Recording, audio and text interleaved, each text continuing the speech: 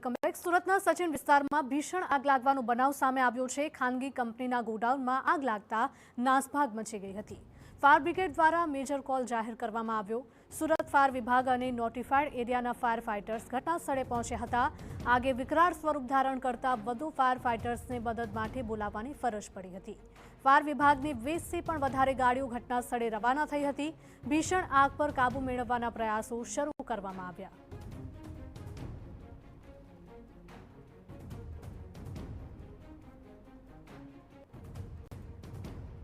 Phone line પર અમારા સંવાદદાતા બળદેવ જોડાયા છે। બળદેવ, જણાવશો કે સચિન વિસ્તારમાં ભીષણ આગ લાગી છે અને લગભગ ફાયરની 20 જેટલી ગાડીઓને પણ બોલાવવાની ફરજ પડી છે।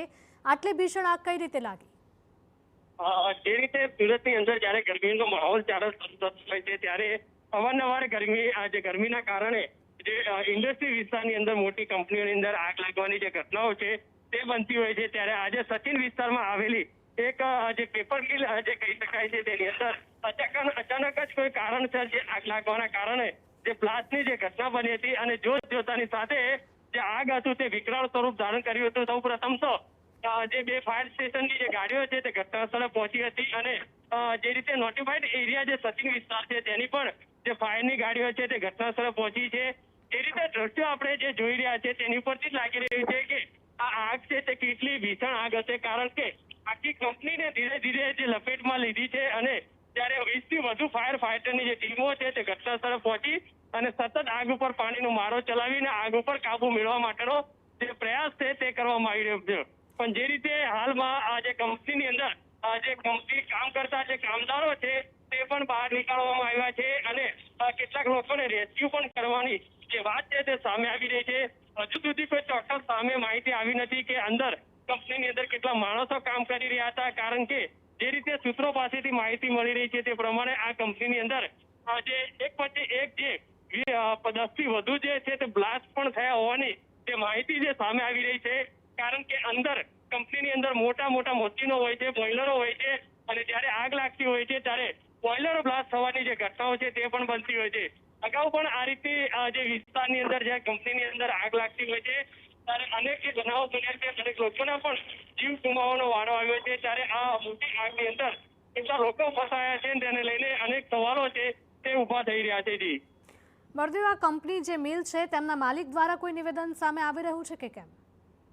ચોક્કસપણે હજુ સુધી કંપનીના માલિક સામેનું જે નિવેદન છે તે સામે નથી આવ્યું, પણ જે રીતે આગના જે દ્રશ્યો તમને જોતા જ એવું લાગી રહ્યું છે કે આખી કંપનીને આગે ઝપેટમાં લીધી છે અને તમામ જે કામદારો છે તે કેટલાક ફસાયા પણ હતા, કારણ કે બપોરનો સમય હોવાના કારણે આ કંપની હતી તે ચાલુ હતી અને તે દરમિયાન તે કોઈ કારણસર જે આગ લાગી છે। હાલમાં આ આગને સંપૂર્ણપણે કાબુ મેળવવા માટેનો જે પ્રયાસ છે ફાયર વિભાગ દ્વારા ચારે બાજુથી પાણીનો મારો ચલાવી અને જે કામગીરી છે તે કરવામાં આવી રહી છે।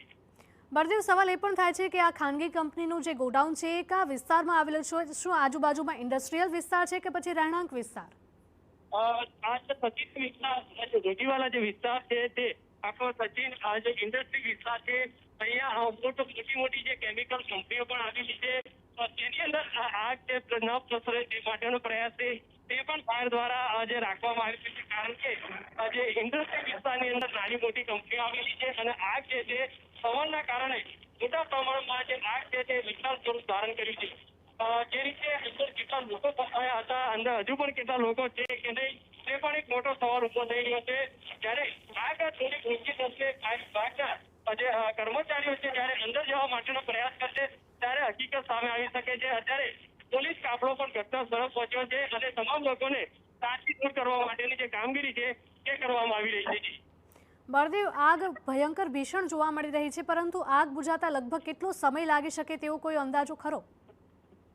જે રીતે પેપર મિલની અંદર જયારે આગની આ જે ઘટના બની છે અને સુરત સિટીના ફાયરના અલગ 20થી જે વધુ ગાડીઓ જે ઘટના સ્થળે પહોંચી છે, જેના ઉપરથી ચોક્કસપણે લાગે છે કે હજુ પણ 3 થી 4 કલાક સુધી આ જે આગ છે તે કંટ્રોલમાં આવી શકે તેમ નથી, કારણ કે મોટા પ્રમાણમાં કંપનીની અંદર જે કેમિકલ છે તે પણ જોવા મળી રહ્યા છે।